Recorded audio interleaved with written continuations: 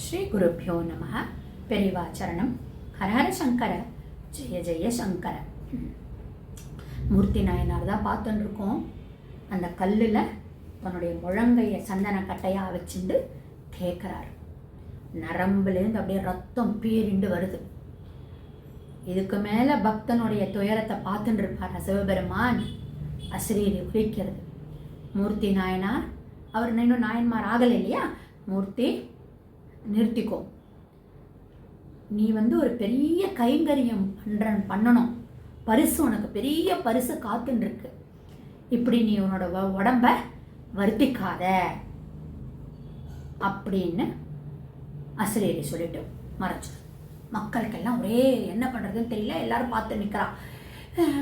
என்ன பரிசு கிடைக்க போகிறது, என்ன இவர் பெரிய இது நிறுத்துங்கிறாரே, கடவுள் அசிரீரியாக சொல்கிறாரே, அசிரீரி ஒலிக்கிறதே அப்படின்னா, அந்த இரவோட இரவா அந்த வடுக ராஜாவுடைய ராஜாவை சேர்ந்த மந்திரிகள் அத்தனை பேரும் டமால் டமால் டமால் டமால்னு இறந்து போயிட்டான்.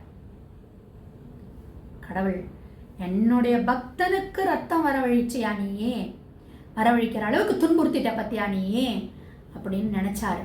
அவ்வளோதான், ஓவர் நைட் ஃபுல் காலி. அடுத்த நாள் மார்னிங் பார்த்தா ராஜாவே இல்லாமல் இருக்கு பாண்டியர் கிங்டம்.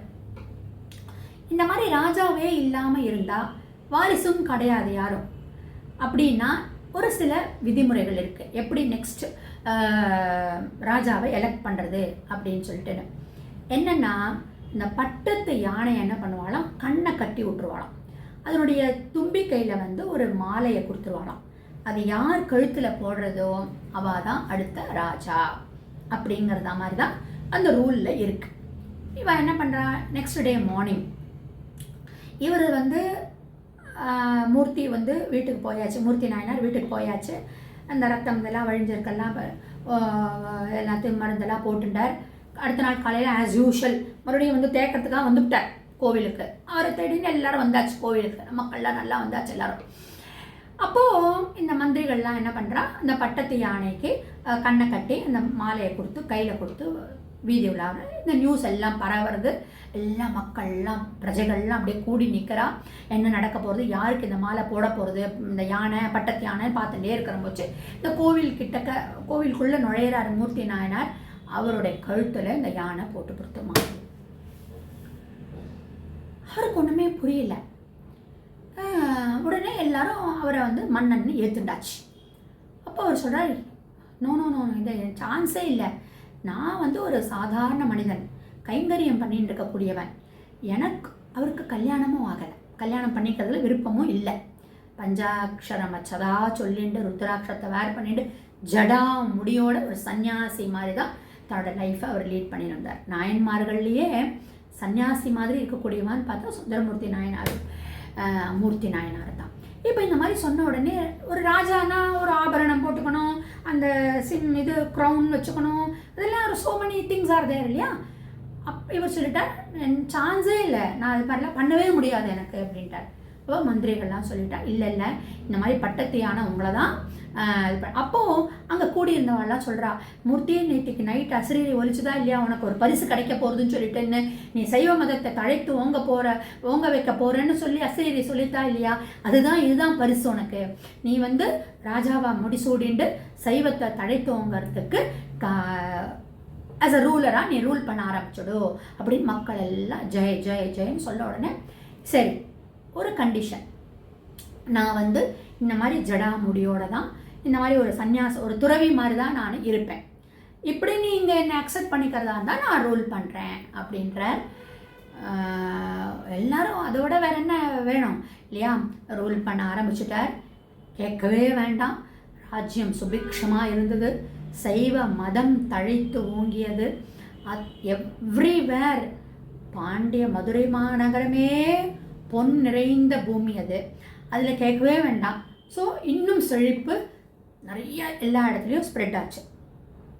இப்படி ரொம்ப செம்மையாக ரூல் பண்ணிட்டு வந்திருந்தார். ஒரு பர்டிகுலர் நாள் சிவபெருமான் அவரை ஜோதியாக ஆட்கொண்டுட்டார். இவருடைய குரு பூஜை ஆடி மாதம் கார்த்திகை நட்சத்திரத்தில் வருது. இன்னொன்று என்னன்னா, நீங்கள் மீனாட்சி அம்மன் கோவிலுக்கு போனேன்னா,